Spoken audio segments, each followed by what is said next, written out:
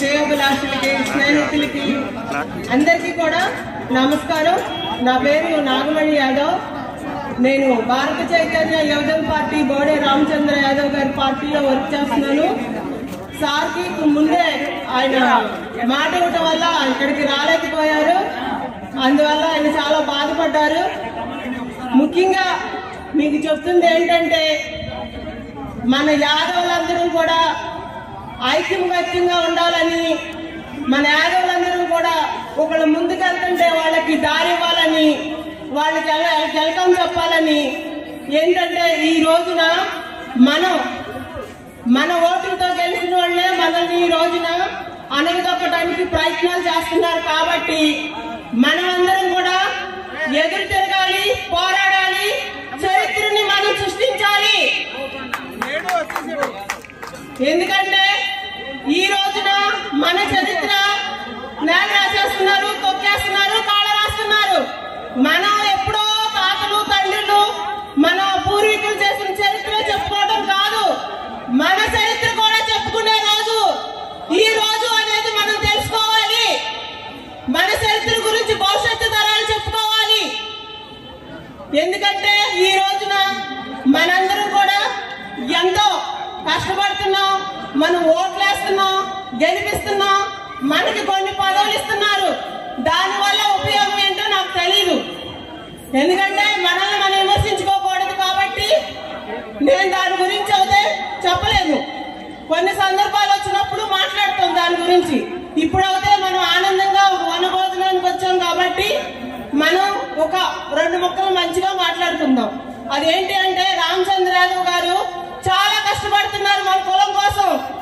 సొంత డబ్బులతో 400 కోట్లు ఖర్చు పెట్టారు. ఈ రోజున ఆయన కష్టం, కుటుంబాన్ని వదిలేశారు, బిజినెస్ వదిలేశారు, ఆయన వ్యాపారాలను వదిలేశారు. అన్ని వదిలేసి మన కోసం కష్టపడుతున్నారు. మనం ఎందుకు ఎప్పుడు ఒకరి చేతి కింద మనం ఎందుకు ఉండాలి? మనది అనేది మనం ఎందుకు తెచ్చుకోకూడదు? ఒకళ్ళు వేసే బిస్కెట్లకి మనం ఎందుకు ఆశపడాలి? మనమే ఒకరికి ఎందుకు సాయం చేయకూడదు? మన దగ్గరికి ఎందుకు నలుగురు రాకూడదు? మనమే ఎవరి కాళ్ళు ఎందుకు పట్టుకోవాలి ప్రతిసారి అని చెప్పి ఒక మంచి ఆశయంతో తను ఈ రోజున నిద్రాహారాలు మానేసి అహోరాత్రులు కూడా పొంగనూరు నుంచి నైట్ నిద్రాహారాలు కూడా లేకుండా విజయవాడ వస్తారు. విజయవాడ నుంచి ఆయన తిరుగుతూనే ఉన్నారు మన కోసం. ఆయనకు ఆస్తి ఉంది, అధికారం ఉంది, డబ్బు ఉంది, కాళ్ళ మీద కాలేసుకుని బతుకుతాడు. ఆయనకి ఈ రోజున ఇంత కష్టపడాల్సిన అవసరం లేదు. ఈ రోజున మన కోసం ఆయన శ్రీకృష్ణుడు పరమాత్ముడు పంపించిన ఒక గిఫ్ట్ అనుకోవాలి. ఇప్పుడు మన ఎమ్మెల్యే కింద మన వాళ్ళు గెలుస్తున్నారు, ఎంపీల కింద గెలుస్తున్నారు, వాళ్ళు చేసే పోరాటం వాళ్ళు చేస్తున్నారు. ఇప్పుడు మహేష్ గారు ఉన్నారు, ఆయన మనకి ఎంపీ కింద గెలిచారు. ఆయన చాలా మంచి మనిషి. ఎందుకంటే ఒక్కసారి నేను వెళ్ళాను ఆయన దగ్గరికి.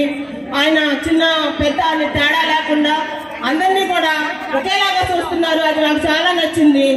అలాగే ఇప్పుడు మనలో కూడా చాలా మంది ఉన్నారు, పోరాటాలు చేస్తున్నారు, కానీ కనిపించట్లేదు. పోరాటం చేసేవాడిని ముందుకు రానివ్వటం లేదు. వాళ్ళ మీద కేసులు అవి ఇవి కట్టేసి తొక్కేస్తున్నారు. భయపడొద్దు. మీ వెనక రామచంద్ర యాదవ్ గారు మీ వెనకాల ఉన్నారు. మీకే కష్టం వచ్చినా సరే ఆయన చూసుకుంటారు. కాబట్టి మనది అనేది మనం సాధించుకుందామని చెప్పేసి నేను కోరుకుంటున్నాను. ఇంకొక ముఖ్యమైన విషయం ఏంటంటే, పల్లా శ్రీను గారు రాష్ట్ర అధ్యక్షులు ఉన్నారు కదా, వాళ్ళ ఇంట్లోంచి పల్లా నాగార్జున అని ఒక హీరో వచ్చాడు. ఆయన ఈ రోజున వాళ్ళు నన్ను పల్లా రాజేశ్వరి గారు, పల్లా శ్రీనివాసరావు గారు సిస్టర్ నన్ను ఇక్కడికి రిక్వెస్ట్ చేసి పంపించారు. ఆ సినిమా గురించి, మన సినిమా గురించి 2 మాటలు చెప్పమ్మా అని. నేను కోటప్పకొండకి వెళ్ళాలి మామూలుగా, ఇవాళ సార్ మీటింగ్ ఉంది.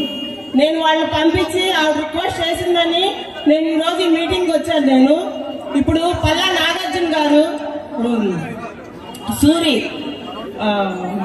సినిమా పేరు నా ఫోన్ ఒక్కసారి నేను మళ్ళీ చెప్తాను. ఇంతటితో ముగిస్తాను. మన అందరిలో కూడా ఐక్యమత్యం రావాలి. ప్రతి రాజకీయ నాయకుడు ఒకటే మాట్లాడతాడు,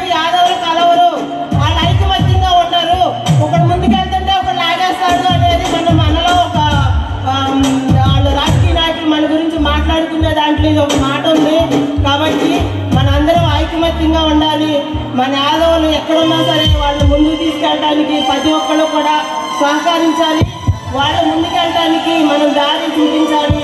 మనందరం కూడా వాళ్ళకి శ్రేయస్సునివ్వాలని చెప్పేసి మనందరం కూడా రామచంద్ర యాదవ్ గారిని మనం ఎమ్మెల్యేని చేసి సీఎంని చేసే బాధ్యత కూడా మనకు ఉంది. కాబట్టి నేను మీ అందరికీ కూడా మనస్ఫూర్తిగా మీ అందరినీ కలిసినందుకు చాలా సంతోషంగా ఉంది. థ్యాంక్ యూ సో మచ్ అండి. నాకు ఈ అవకాశం ఇచ్చిన పెద్దలందరికీ కూడా నేను అందరూ కృతజ్ఞతలు ధన్యవాదాలు తెలియజేసుకుంటున్నాను. Thank you so much.